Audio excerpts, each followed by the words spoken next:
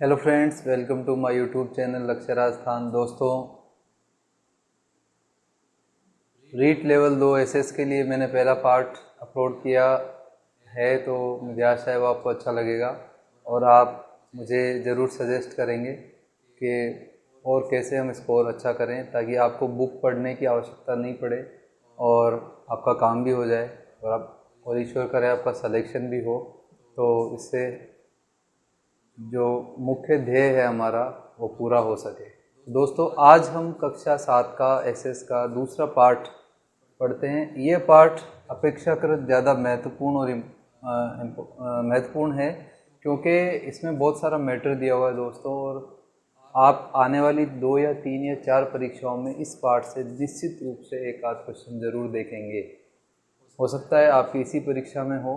तो दोस्तों, इस पार्ट का जो शीर्षक है वो है वायुमंडल और जलवायु। इसमें हम दो बार मुख्य रूप से 2 भागों में बांटा गया है ये पार्ट, वायुमंडल और जलवायु। तो वायुमंडल के अंदर दोस्तों सीधी सी बात है, पृथ्वी के चारों ओर जो गैसीय आवरण बना हुआ है वो वायुमंडल कहलाता है। और वायुमंडल में विभिन्न प्रकार की गैसें हैं। यहाँ एक बहुत अच्छा क्वेश्चन बनता है दोस्तों कि वायुमंडल में पहले हम ये देख लेते हैं कौन कौन सी गैसें हैं। सबसे सर्वाधिक जो गैस है वो है नाइट्रोजन, 78.08%। ऑक्सीजन जो है वो है 20.95, ऑर्गन है वो 0.93, कार्बन डाइऑक्साइड है 0.03 और अन्य गैसें हैं 0.001। ये दोस्तों ये क्वेश्चन सीधा सीधा परीक्षाओं में बहुत बार पूछा गया है कि निम्न में या वायुमंडल में कार्बन का प्रतिशत कितना है। और ऑप्शन में दोस्तों ऐसे आ जाता है 0.3 है, 3.0 है, 0.03। तो इनमें बहुत फ़र्क है। आप मैथ पढ़ते हैं तो ये बहुत दिन रात का फ़र्क है सभी डाटा में। तो यहाँ जो आंसर है वो होगा 0.03। ठीक है दोस्तों। और ऑर्गन की मात्रा भी पूछी जा सकती है, या यहाँ एक क्वेश्चन एक और बनता है कि अवरोही क्रम में गैसों की जो 4 गैस दे देंगे, इनको अवरोही क्रम में लिखिए वायुमंडल में स्थिति के अनुसार। तो सर्वाधिक दोस्तों nitrogen 78, oxygen 20, organ 0.93, carbon dioxide 0.03। ये तो 4 आपको अच्छे से याद रखनी है। अब यहाँ एक शब्द आता है दोस्तों, ग्लोबल वार्मिंग। ग्लोबल मतलब वैश्विक, वार्मिंग यानी गर्म होना। तो वैश्विक जो पर्यावरण है वो गर्म होने का कारण एक गैस है दोस्तों, वो है कार्बन डाइऑक्साइड। तो ये परीक्षा में बहुत सीधा सीधा क्वेश्चन पारिस्थितिकी से या पर्यावरण से संबंधित पूछा जाता है कि बताइए ग्लोबल वार्मिंग के लिए उत्तरदायी गैस कौन सी है। तो आपका आंसर होगा दोस्तों कार्बन डाइऑक्साइड। ये क्यों होता है? फैक्ट्रियों से बहुत सारा कार्बन डाइऑक्साइड निकलता है, गाड़ियों से धुआं से निकलता है। तो जो पृथ्वी की जो सतह है वहाँ कार्बन डाइऑक्साइड की मात्रा बढ़ जाती है, और इस कारण से जब सूर्य की किरणें पृथ्वी पर आती हैं तो उन्हें आने के बाद फिर वापस जो एक घेरा बना लेती है गैस पृथ्वी के ऊपर। तो इस प्रकार से जो तापमान है वो बढ़ जाता है और बढ़ रहा है लगातार। तो ये ग्लोबल वार्मिंग की जो समस्या है, ये इसका जो मुख्य उत्तरदायी गैस है वो है कार्बन डाइऑक्साइड। ठीक है दोस्तों। यहाँ एक और बात आती है कि जो अपना वायुमंडल है, इसमें गैसों के अलावा धूल के कण भी होते हैं। आपने दोस्तों कई बार देखा होगा, आप अंधेरे में बैठे हैं और सूर्य की किरण कहीं से कमरे में आ रही, तो आपने बहुत बार देखा होगा कि बहुत सारे धूल के कण रहते हैं और हमें लगता है कि हम इतने धूल में रहते हैं, जबकि यह हकीकत है दोस्तों। धूल के कण जो है ये बहुत एसेंशियल पार्ट है, बहुत ज़रूरी भाग है वायुमंडल का। और जो आकाश का जो नीला दिखाई देना है, ये क्वेश्चन भी परीक्षा में पूछा जाता है। आकाश जो नीला दिखाई देता है, इसका कारण दोस्तों प्रकीर्णन है। और प्रकीर्णन के पीछे क्या कारण है? धूल के कण। प्रकीर्णन का मतलब फैलना। तो ये जो कण हैं ये उत्तरदायी हैं इस आकाश का नीला होने में। तो प्रकीर्णन जो घटना है, इसके पीछे कौन सा कारण है दोस्तों? धूल के कण। इसके बाद एक और तत्व है जो वायुमंडल में विद्यमान है, जलवाष्प। जलवाष्प जो महासागरों से, इनसे जो पानी है वो भाप बन के ऊपर चला जाता है और बहुत महीन सूक्ष्म रूप में रहता है। फिर ये क्या करता है दोस्तों, ये जो महीन जल है ये धूल के कणों की सहायता से संघनित होते हैं ये कण, और धीरे धीरे धीरे कण बन के और बूंद बनते हैं और बादलों का रूप लेते हैं, और फिर वापस जैसे ही वो इनमें रासायनिक क्रिया होती है बादलों में प्लस माइनस से, और इस प्रकार से वापस वो जो जलवाष्प है वो ज़मीन पर आ जाती है और बरसात के रूप में हम उसे देखते हैं। तो जलवाष्प या वर्षा होने में भी धूल के कण उपयोगी हैं। धूल के कण ये हैं, ये जो जलवाष्प का संघनन है इसमें बहुत उपयोगी है, संघनन संगठित करते हैं उनके कणों को। इस प्रकार से ये कुछ गैसें हैं और इसमें धूल और जलवाष्प भी विद्यमान रहती है वायुमंडल में। अब वायुमंडल की बात करें दोस्तों, यहाँ क्वेश्चन बनते हैं। पहला है क्षोभ मंडल। क्षोभ मंडल हमारी जो पृथ्वी की सतह है दोस्तों, इससे 13 किलोमीटर तक का जो क्षेत्र है वो क्षोभ मंडल कहलाता है। जितनी भी मौसमी गतिविधियां हैं, बारिश का होना, आंधी आना, चक्रवात, ये सब जो जितनी भी क्रियाएं हैं मौसम संबंधित, ये सारी क्रियाएं इसी में होती हैं दोस्तों। इसलिए जब एरोप्लेन में हम बैठते हैं या एरोप्लेन से हम जाते हैं तो एरोप्लेन यहाँ से ऊपर जा कर के और समताप मंडल में ट्रेवल करता है, और वहाँ जो है वहाँ इस प्रकार की कोई डिस्टरबेंस नहीं होती और आराम से सफ़र किया जा सकता है। तो ये जो दूरी है 13 से 50 किलोमीटर, ये मंडल कहलाता है दोस्तों समताप मंडल, और वायुयान जो है वो दोस्तों इसी में चलते हैं। समताप मंडल के बाद दोस्तों 50 से 80 किलोमीटर तक है मध्य मंडल। कौन सा मंडल है? मध्य मंडल। यह मंडल जब उल्कापिंड पृथ्वी की ओर आते हैं तो ये रास्ते में ही उन्हें जला करके नष्ट कर देते हैं, और पृथ्वी तक बहुत कम, कुछ 0.001% भी कह सकते हैं, इतने बहुत कम उल्कापिंड पृथ्वी तक पहुंच पाते हैं। तो उसके लिए ये उत्तरदायी हैं ये मंडल, जिनसे घर्षण के कारण जो उल्कापिंड है वो जल करके भस्म हो जाते हैं। तो ये घटना मध्य मंडल में।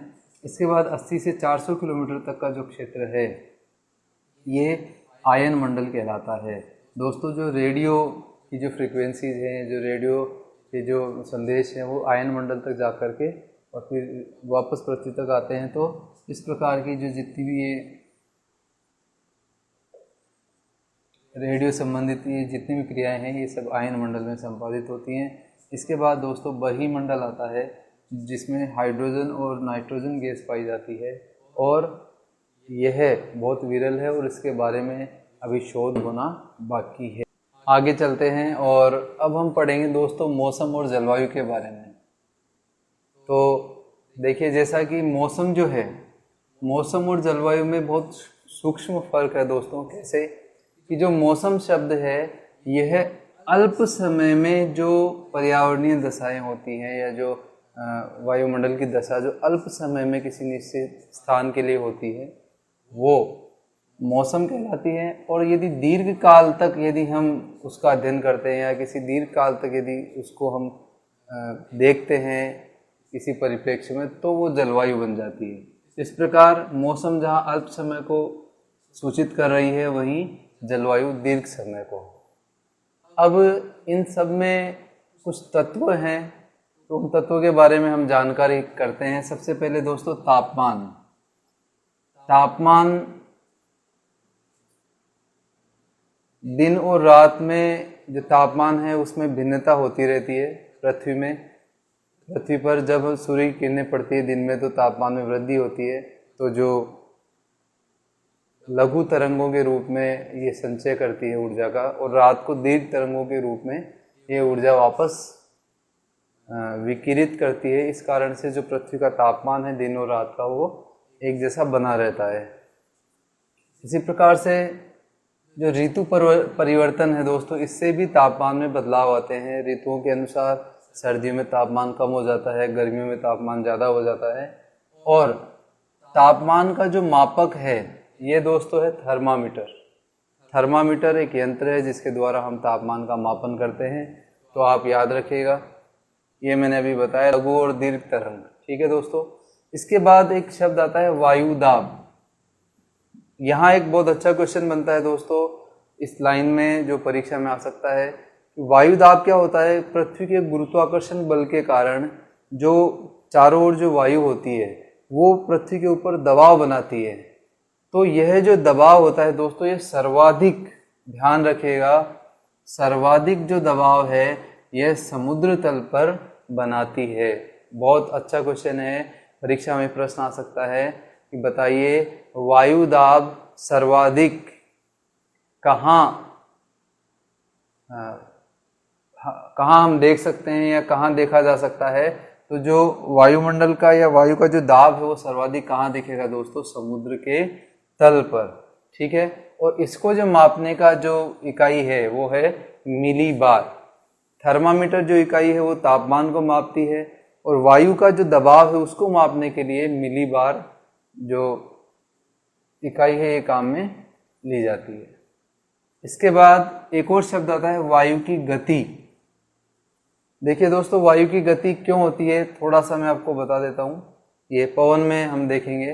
तो वायु की जो गति होती है यह एनीमोमीटर द्वारा मापी जाती है।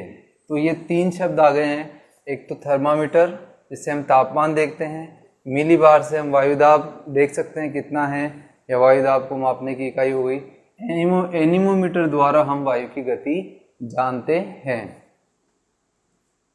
एक बहुत महत्वपूर्ण बात जो दोस्तों आगे भी जब मैं पूरी पृथ्वी के 2 गोलार्ध के बारे में और जब पछुआ पवन, व्यापारिक पवनों के बारे में बताऊंगा तो आपको यह जानकारी बहुत आवश्यक है। इसमें इसका ये मतलब है दोस्तों कि हवा जिस दिशा से आ रही है, जिस सोर्स से आ रही है, वही उस हवा की दिशा होती है। उसका नाम भी कई बार उससे रखा जाता है। जैसे उदाहरण के लिए पछुआ पवन। दोस्तों पछुआ पवन, पछुआ का मतलब होता है पश्चिम, तो पश्चिम दिशा से ये हवा आती है, इसलिए इसको क्या कहा जाता है दोस्तों, पछुआ पवन। तो जो हवा जिस दिशा से आएगी उसी दिशा से वो हवा आनी मानी जाती है। जैसे मान लो कि कोई हवा दक्षिण से उत्तर दिशा की तरफ चल रही है तो उसे कहेंगे दक्षिणी हवा। ठीक है दोस्तों, तो ये आप ध्यान में रखिएगा। अब अभी मैं जैसे वायु में गति में बता रहा था, तो जो पवन होती है, यह पवन क्या होता है दोस्तों, उच्च वायुदाब से निम्न वायुदाब की तरफ गति करती है। कैसे, ये मैं समझाता हूँ आपको। जैसे मान लो 2 केंद्र हैं ए और बी। ठीक है दोस्तों, ए पर बहुत ज़्यादा गर्मी पड़ रही है और बी की तरफ थोड़ी सर्दी है या तापमान कम है। गर्मी के कारण दोस्तों यहाँ क्या होता है कि गर्मी के कारण जो वायुदाब है वो कम हो जाता है और जो हवा है वो विरल हो जाती है। तो विरल जब हवा हो जाएगी और वायुदाब निम्न हो जाता है तो फिर वहाँ क्या होता है दोस्तों, जहाँ जो वायुदाब जहाँ ज़्यादा है तो वहाँ से हवाएं चल करके जहाँ निम्न वायुदाब हो गया है वहाँ आना शुरू कर देती हैं, और इस प्रकार से जो गति है हवाओं की ये पवन कहलाती है। तो पवन की उत्पत्ति के कारण 2 स्रोत हो गए दोस्तों। एक तो उत्पत्ति का कारण तो हो गया निम्न दबाव का क्षेत्र, और आती पवन कहाँ से है, सोर्स, मतलब उसका आने का जो है वो है उच्च दबाव का क्षेत्र। तो जहाँ निम्न दबाव होगा वहाँ हवा आएगी। ये भी हम आगे पढ़ेंगे अच्छे से। एक और बात आती है दोस्तों, आर्द्रता। आर्द्रता क्या होती है दोस्तों कि वायु में जो पानी की मात्रा है, नमी की मात्रा है, उसे आर्द्रता कहते हैं। वर्षा ऋतु में जब कपड़े हम सुखाते हैं, आपने देखा होगा तो कपड़े बहुत धीमे सूखते हैं, जल्दी नहीं सूखते हैं। तो वो कारण ये होता है कि जो मौसम है, वायु है, उसमें आर्द्रता रहती है, ह्यूमिडिटी रहती है, और ह्यूमिडिटी के कारण से वो जल्दी नहीं सूख पाते, पानी की मात्रा रहती है। जबकि गर्मियों में पानी की मात्रा बहुत कम रहती है उसमें। तो यहाँ एक और क्वेश्चन बनता है दोस्तों, जो गर्म वायु होती है उसमें आर्द्रता लेने की क्षमता बहुत ज़्यादा होती है। यही कारण है कि जब बहुत ज़्यादा गर्मी पड़ती है हमारे यहाँ तो हम कहते हैं कि हाँ बारिश होने वाली है। तो इसका यही कारण है कि जो क्षमता है आर्द्रता को लेने की वो सबसे ज़्यादा किस हवा में है दोस्तों, गर्म वायु में। इस प्रकार से आर्द्रता हो गई। इसके बाद वर्षा। वर्षा का जो वितरण है पूरे विश्व में वो अलग अलग जगह अलग अलग प्रकार से है। सर्वाधिक यदि वर्षा की बात करें तो दोस्तों याद रखिएगा विषुवत रेखा पर सर्वाधिक वर्षा होती है। विषुवत रेखा में अभी बताऊंगा आपको पृथ्वी के चित्र में। तो सबसे ज़्यादा यदि आप साधारणतः समझना चाहें तो बीचों बीच, जो पृथ्वी का बीचों बीच का जो भाग होता है वहाँ सबसे ज़्यादा बरसात होती है। इसे विषुवत रेखा भी कहते हैं। और यहाँ 200 सेंटीमीटर तक दोस्तों बरसात हो जाती है। जबकि जो उष्ण और शीतोष्ण जो कटिबंध है वहाँ 100 से 200 सेंटीमीटर तक बरसात होती है। और उनके जो मध्य भाग होते हैं वहाँ 25 से 100 सेंटीमीटर तक बरसात होती है। इसके बाद दोस्तों हम पवन के प्रकार देखते हैं एक बार, पवन कितने प्रकार की होती हैं। बहुत अच्छा क्वेश्चन है, परीक्षा में आ सकता है। तो सबसे पहले तो आप इनके प्रकार अच्छे से समझ लीजिए। एक तो होती है स्थायी पवन, जो भी हम देखेंगे आगे। स्थायी पवन जो होती है वो हमेशा दीर्घकाल तक स्थायी रहती हैं, उनकी दिशा में कोई परिवर्तन नहीं आता, ऋतु के अनुसार भी उनमें परिवर्तन नहीं होता, और वो वर्षों से वैसे ही चली आ रही हैं जैसी हैं। जैसे इसके उदाहरण है दोस्तों व्यापारिक पवनें, पछुआ पवनें और ध्रुवीय पवनें। ये तीनों हम देखेंगे अभी। व्यापारिक पवनें, ध्रुवीय पवनें, पछुआ पवनें, ये हमेशा एक ही दिशा में चलती हैं। इसके बाद दूसरा प्रकार है सामयिक पवनें। सामयिक पवनों से मतलब है दोस्तों, सामयिक पवन का मतलब है कि समय के अनुसार बदलती रहती हैं। तो इसके उदाहरण हैं थल समीर और जल समीर। बहुत अच्छा उदाहरण है, परीक्षाओं में पूछा जाता है। मैं आपको ये अच्छे से समझा देता हूँ दोस्तों, थल समीर और जल समीर किसे कहते हैं। तो देखिए ये स्थिति बनती है दोस्तों जहाँ समुद्र तट होता है। मान लीजिए ये समुद्र है और ये धरातल है। दोस्तों क्या होता है, जब दिन का समय होता है तो दिन के समय दोस्तों क्या होता है कि जो धरातल है वो जल्दी गर्म होता है धूप से। तो जल्दी गर्म होता है, जैसे मैंने अभी समझाया कि जो स्थान गर्म होगा वहाँ दूसरी हवा, ठंडी हवा आ जाती है उसकी जगह लेने के लिए। तो जब ये धरातल पर गर्मी पड़ती है दिन में, ठीक है दोस्तों, तो दिन में जब धरातल पर गर्मी पड़ती है तो क्या होता है कि जो समुद्र की ठंडी हवाएं हैं वो धरातल की ओर आ जाती हैं और यहाँ की हवाएं समुद्र की ओर चली जाती हैं। ठीक है दोस्तों, इसे हम कहते हैं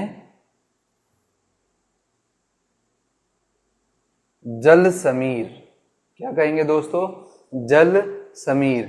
जल से ये जो समीर है ये धरातल की तरफ आती है और यहाँ से जो गर्म हवा है वो समुद्र की तरफ चली जाती है। जबकि इसके बिल्कुल विपरीत यदि हम देखें, विपरीत स्थिति क्या होगी दोस्तों, देखिए ये समुद्र है, ये धरातल है, ठीक है, और अब रात का मौसम है, चांद निकला हुआ है। ऐसी स्थिति में क्या होता है कि धरातल जो है वो ठंडा हो गया, जबकि जो समुद्र है वो धीरे ही गर्म होता है और धीरे ही ठंडा होता है। तो इस स्थिति में यहाँ ठंडा धरातल है और यहाँ जो समुद्र है वो अपेक्षा क्या कर रहा है, गर्म है। ऐसी दोस्तों वो जो हवा मैंने बताई है हमेशा गर्म दिशा की तरफ चलेगी, गर्म स्थान की तरफ चलेगी। तो अब जो हवा है ठंडी हवा इस तरफ चलेगी और यहाँ की गर्म हवा इस तरफ आएगी। तो ये जो स्थिति है दोस्तों ये कहलाती है थल समीर।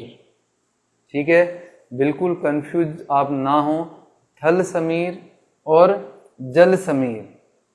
तो जो थल समीर घटना है ये रात में होगी, ये जो समीर चलती है रात को, और जल समीर है ये दिन को।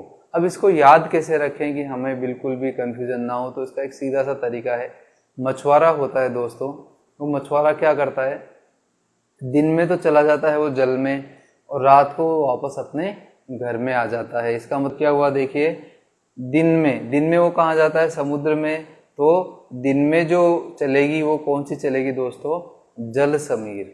और रात को मछुआरा घर आ गया या थल पे आ गया तो रात को कौन सी चलेगी दोस्तों, थल समीर। तो आपको ये याद रखना चाहिए और ये कंसेप्ट आपको बिल्कुल क्लियर हो जाना चाहिए कि थल समीर रात को और जल समीर दिन को। दिन में ठंडी हवा आएगी और रात को ठंडी हवा जाएगी और इसके विपरीत गर्म हवा हो जाती है। तो इस प्रकार से ये सामयिक पवन का उदाहरण हो गया। अगली जो पवन है दोस्तों वो है स्थानीय पवन। स्थानीय नाम से स्पष्ट है कि किसी स्थान विशेष पर चलने वाली पवन क्या कहलाती है, स्थानीय पवन। जैसे हमारी राजस्थान में चलती है लू, जो कि विशेष कर गर्मियों में चलती हैं और राजस्थान में भी विशेष रूप से पश्चिमी राजस्थान में ज़्यादा चलती हैं या उत्तर पश्चिमी राजस्थान में ज़्यादा चलती हैं। तो ये कौन सी पवनें हो गई? स्थानीय पवन। इसके अलावा कुछ आपकी जो 7th की बुक है इसमें 2-3 नाम हैं, परीक्षा की दृष्टि से इम्पोर्टेंट है। तो देखिए, चिनुक। चिनुक एक हवा है जो कि रॉकी पर्वत के ढलान पर बहती है, ये गर्म हवा है। एक फोन और मिस्ट्रल, इसको हम बहुत सिंपली याद कर सकते हैं दोस्तों। फोन का आविष्कार किसने किया? ग्राहम बेल ने। और मिसेज, ये शब्द सारे अंग्रेजों के शब्द, इससे पहले हम इनसे वाकिफ नहीं थे। तो ये दोनों शब्द हमारे लिए कौन लेके आए? यूरोपवासी। तो ये दोनों हवाएं कहाँ चलती हैं? यूरोप में। और इस प्रकार से हमें याद रख सकते हैं, चिनुक रॉकी पर्वत के ढलान पे, फोन और मिस्ट्रल यूरोप में। ठीक है दोस्तों, अब हम बात करते हैं एक और यहाँ शब्द है चक्रवात। चक्रवात क्या होता है? देखिए दोस्तों, बहुत सिंपल है। चक्रवात और प्रतिचक्रवात दो अलग अलग शब्द हैं। देखिए, चक्रवात क्या होते हैं, मैं आपको यहाँ समझाता हूँ। चक्रवात जो होता है दोस्तों, इसमें क्या होता है कि गर्मी के समय या समुद्र तल पे क्या होता है कि जब गर्म हवाएं और ठंडी हवाएं आपस में मिलती हैं तो उनमें एक तरीके से एक कम दबाव का क्षेत्र केंद्र में बन जाता है, जिसे चक्रवात की आंख भी कहते हैं। तो कम दबाव का क्षेत्र क्या होता है दोस्तों? केंद्र में होता है। और ज़्यादा दबाव जो होता है, अधिक दबाव की जो हवाएं हो या अधिक दबाव का जो क्षेत्र होता है वो बाहर होता है। और जैसे कि मैंने अभी बताया कि कम दबाव के क्षेत्र की ओर हवाएं जाती हैं, तो इस प्रकार से जो हवाएं हैं वो सारी की सारी केंद्र की ओर जाना चाहती हैं। इस प्रकार से चक्रवात का निर्माण होता है। और ये जो चक्रवात है दोस्तों, यह उष्णकटिबंधीय क्षेत्रों में बहुत तीव्र होते हैं। उष्णकटिबंध का मतलब हो गया विषुवत वृत्त के दोनों तरफ की जो स्थान है वहाँ ये बहुत तीव्र आते हैं। और शीतोष्ण कटिबंध में ये अपेक्षाकृत थोड़ा धीमे हो जाते हैं। शीतोष्ण कटिबंध का मतलब हुआ कि उष्ण कटिबंध ना तो उष्ण और ना शीत, तो बीच की जो भूमि है पृथ्वी की दोनों तरफ, वो इसमें आती है। तो यहाँ जो चक्रवात होते हैं वो थोड़े धीमे होते हैं। तो याद रखिएगा, चक्रवात जो होते हैं उसमें कम दबाव का क्षेत्र दोस्तों केंद्र की तरफ रहता है और ज़्यादा दबाव का क्षेत्र बाहर की ओर होता है, जिससे जो हवाएं हैं वो बहुत तेज गति से केंद्र की तरफ जाती हैं और चक्रवात का निर्माण होता है। ये चक्रवात बहुत विनाशकारी होते हैं और इन्हें पूरे विश्व में अलग अलग नामों से जाना जाता है। और आपके मिलान का प्रश्न दोस्तों ये निश्चित रूप से आ सकता है।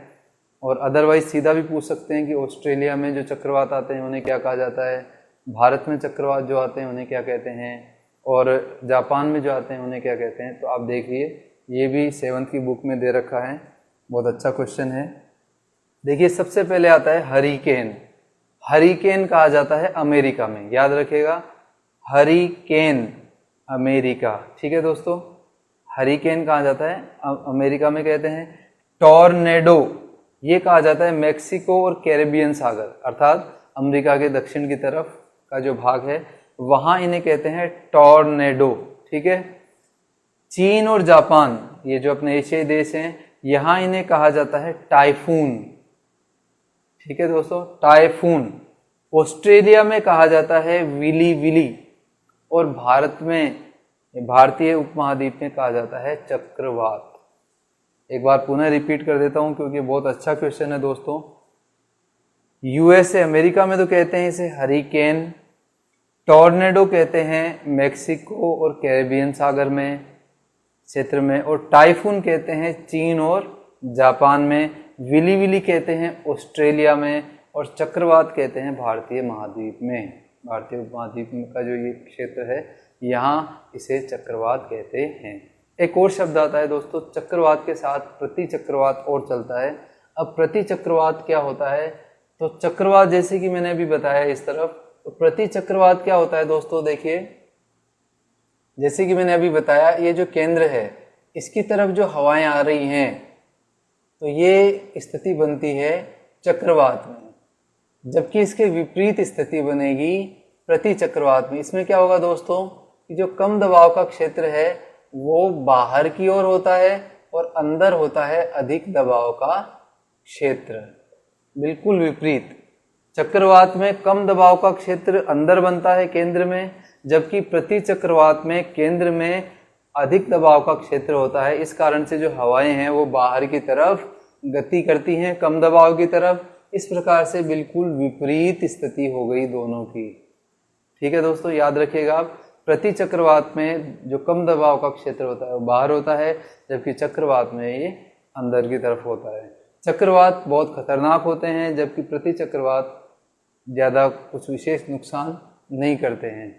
साफ मौसम होता है जब ये होते हैं, वर्षा नहीं होती है, और ये पछुआ जो पवने हैं, जैसे कि मैंने अभी बताया, मैं बताऊंगा आपको अभी, पछुआ पवनों के प्रभाव से ये पश्चिम से पूर्व की तरफ चलते हैं। पश्चिम से पूर्व की तरफ ये चक्रवात चलते हैं। एक और विशेषता, बहुत इंपॉर्टेंट विशेषता आप ध्यान रखिएगा दोस्तों, कि जो प्रति चक्रवात है, ध्यान दीजिएगा, ये जो अपना पृथ्वी का गोलार्ध है, आदि जो पृथ्वी है, ऊपर की तरफ जो उत्तरी गोलार्ध बोलते हैं इसको, इसे बोलते हैं दक्षिणी गोलार्ध। तो उत्तरी गोलार्ध में प्रति चक्रवात चलते हैं घड़ी की दिशा में। ध्यान रखिएगा, जैसे घड़ी चलती है क्लॉकवाइज, तो क्लॉकवाइज चलती है प्रति चक्रवात कहाँ दोस्तों? उत्तरी ध्रुव में। और दक्षिणी ध्रुव में, माफ कीजिएगा, दक्षिणी गोलार्ध में इसको बिल्कुल विपरीत कर दीजिए आप। जैसे ये क्लॉकवाइज चल रही है तो दक्षिणी गोलार्ध में ये एंटी क्लॉकवाइज चलेगी। ये जो प्रति चक्रवात है, इनकी जो चलने की जो दिशा है वो यह रहेगी। ठीक है दोस्तों, ये आप बहुत अच्छा क्वेश्चन है, परीक्षा में ये आ सकता है कि प्रति चक्रवात की जो दिशा है वो उत्तरी गोलार्ध में होगी, तो घड़ी की दिशा के अनुसार घड़ी की विपरीत दिशा में, या सब कैसे भी ऑप्शन आ सकते हैं। तो आपको ये बिल्कुल क्लियर होना चाहिए कि प्रति चक्रवात में केंद्र में अधिक दबाव का क्षेत्र होता है, बाहर कम दबाव का होता है, ये नुकसान नहीं करते हैं। ये आने से ऐसा माना जाता है कि बरसात नहीं होती है, और साफ मौसम के ये एक तरीके से सूचना देते हैं, वर्षा नहीं होती है। और सबसे महत्वपूर्ण बात, ये उत्तरी जो गोलार्ध है इसमें क्लॉकवाइज चलते हैं, और दक्षिणी गोलार्ध में नीचे की तरफ ये एंटी क्लॉकवाइज चलते हैं। ठीक है दोस्तों, अब हम थोड़ा सा देखते हैं वायु की, जो अभी मैंने बताया पछुआ पवनें, व्यापारिक पवनें बहुत इंपॉर्टेंट है, तो अब हम वो देखते हैं।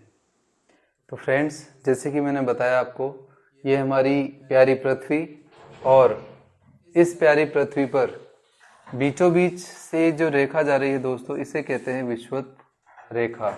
तो जो विषुवत रेखा है दोस्तों, यह निम्न वायुदाब का क्षेत्र है। ध्यान रखिएगा, ये जो विषुवत रेखीय क्षेत्र है यह निम्न वायुदाब का क्षेत्र है। केवल आपको इतना समझना है एक बार कि पृथ्वी के जो बीचों बीच विषुवत रेखा है वो निम्न वायुदाब रखती है। इसके बाद जो उपोष्ण उच्च दाब है, यह रहता है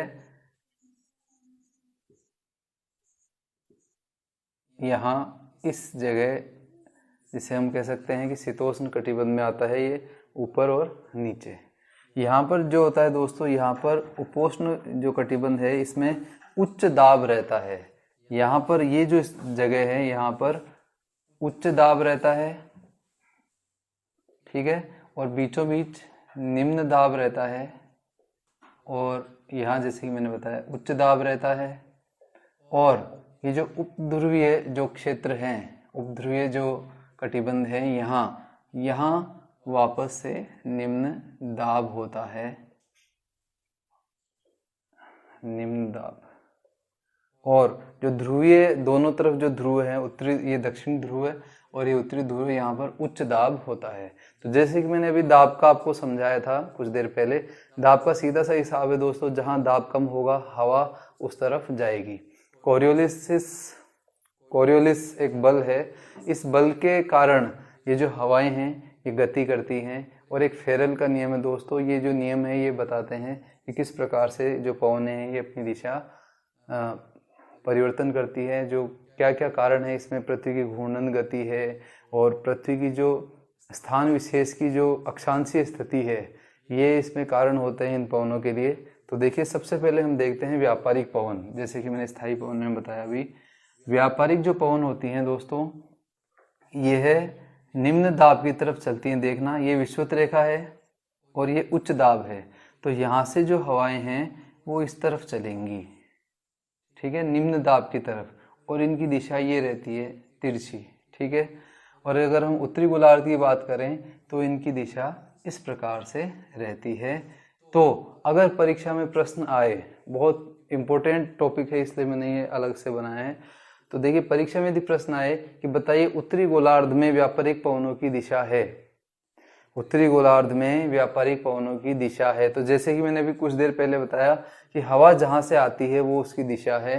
तो देखिए हवा आ रही है यहाँ से, और अगर हम दिशा का ग्राफ, दिशाएं बनाते हैं तो ये उत्तर, दक्षिण, पूर्व और पश्चिम, ये उत्तर पूर्व, ये दक्षिण पश्चिम, और ये दक्षिण पूर्व, और ये उत्तर पश्चिम, ये काम में आने वाला है दोस्तों। अगर उत्तरी गोलार्ध में पूछता है कि व्यापारिक पवनें कहाँ से आती हैं या उनकी दिशा क्या है, तो देखिए क्या है, उत्तर पश्चिम से, उत्तर पूर्व से दक्षिण पश्चिम, याद रखिएगा दोस्तों, उत्तर पूर्व से दक्षिण पश्चिम उत्तरी गोलार्ध में। और यदि पूछा जाए कि दक्षिणी गोलार्ध में पवन की दिशा क्या है व्यापारिक पवन की, तो देखिए बहुत सिंपल है, वहां देखिए दक्षिण पूर्व से उत्तर पश्चिम। इस प्रकार से जो निम्न दाब का क्षेत्र है, इस तरफ ये हवाएं आती हैं और ये आकर के टकराती हैं, और टकराने के कारण यहाँ पर बहुत ज़्यादा बरसात होती है। जैसे मैंने अभी बताया था कि विषुवत रेखीय क्षेत्रों में सबसे ज़्यादा बरसात होती है, 200 सेंटीमीटर तक लगभग एवरेज बरसात होती है।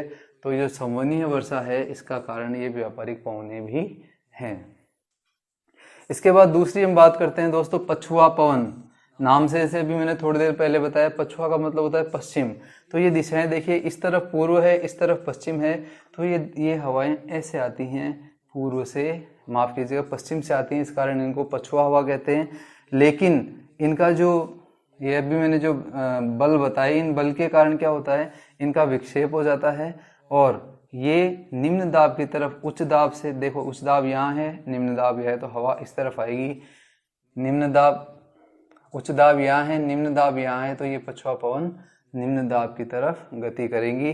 तो पछुआ पवनें जो हैं, अगर इनकी दिशा पूछते हैं तो आपको खाली ये चित्र याद रखना है दोस्तों। तो ये तीर का निशान ऐसे जा रहा है, इसका मतलब हुआ कि उत्तरी गोलार्ध में पछुआ पवन दक्षिण पश्चिम से उत्तर पूर्व की ओर गति करती हैं, जबकि दक्षिणी गोलार्ध में पछुआ पवन उत्तर पश्चिम से दक्षिण पूर्व की ओर चलती हैं, उत्तर पश्चिम से दक्षिण पूर्व की ओर। इस प्रकार से हम दोनों दिशाएं देखते हैं।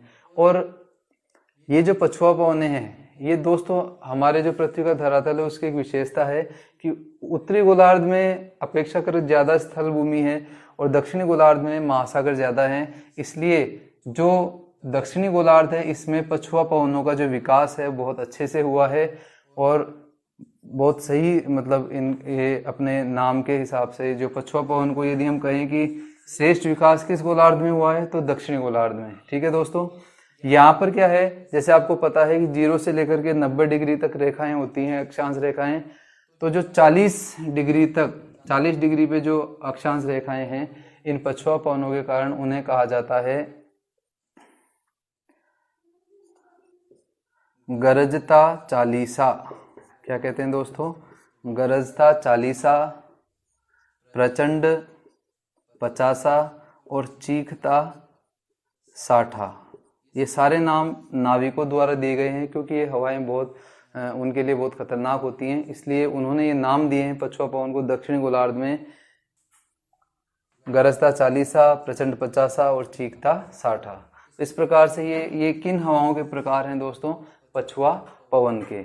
अब आखिरी जो पवन है, तो जो ध्रुवीय पवनें हैं, ये यहाँ पर जो ध्रुवीय उच्च दाब होता है, तो ये इस प्रकार से इस दिशा में चलती हैं और ये इस दिशा में चलती हैं। तो आपको केवल ये तीर के निशान जो है ये ध्यान रखने हैं कि जो गोलार्ध विषुवत रेखा है उसकी तरफ जो होती हैं, तो ये इस प्रकार से गति करती हैं, ध्यान रखिएगा। और जो पछुआ हवाएं हैं वो बिल्कुल इनके विपरीत चलती हैं, ऐसे, और जो ध्रुवीय हवाएं हैं वो इनके बिल्कुल विपरीत चलती हैं। तो इस प्रकार दोस्तों कक्षा 7 का जो पार्ट नंबर 2 है वो मैंने कोशिश की है पूरा कवर करने की। मुझे आशा है आपको अच्छा लगा होगा और आपको इससे लाभ मिला होगा। और तीसरा पार्ट जो है वो हम इससे और भी अच्छे तरीके से कोशिश करेंगे बनाने की। और मैं ये कोशिश कर रहा हूँ कि एक भी क्वेश्चन नहीं बचे और आपको उन किताबों में अपना सर नहीं खपाना पड़े, क्योंकि मैटर बहुत है आपके पास पढ़ने के लिए। अगर आपको चैनल अच्छा लगा हो तो दोस्तों सब्सक्राइब कीजिए और अपने दोस्तों को ज़रूर शेयर कीजिए और कमेंट्स भी कीजिए। Thank you very much. Thanks for watching.